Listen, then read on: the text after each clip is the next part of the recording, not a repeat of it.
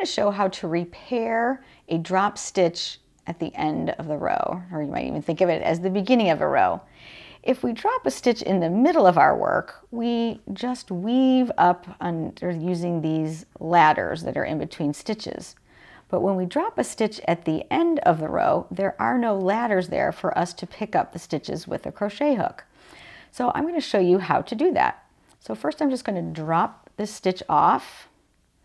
And if I had only dropped one like that, well, that would be easy. I would just pull that through with the crochet hook and pop it back out on there. But where the trouble begins is when this stitch drops down for a couple of rows. So let's do that. And let's do it one more time. So most of the time when this happens, it's usually followed by crying or curses, and we don't want to have that happen. We're going to learn how to fix it. So here's the last stitch that I have that's really intact. So I'm going to put my crochet hook in there just to keep it safe.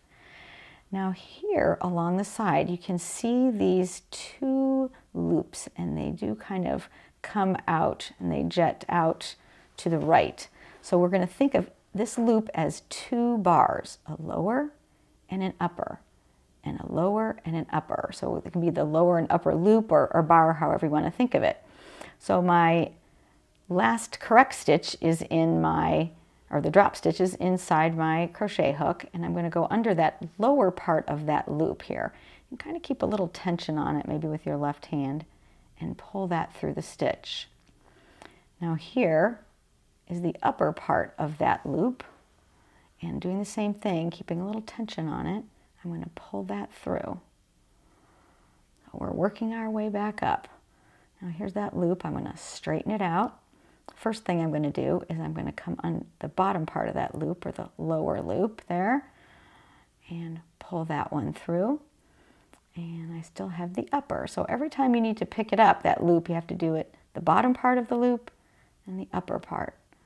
So once I get here, of course I split my yarn there, but once I get here, I have one more to do because my working yarn is coming off of this stitch on the left-hand needle. So I'm going to take my working yarn, pull it through that stitch, and then pop it on my left-hand needle, making sure it's seated correctly. And there you have it. That end stitch is repaired. Happy knitting!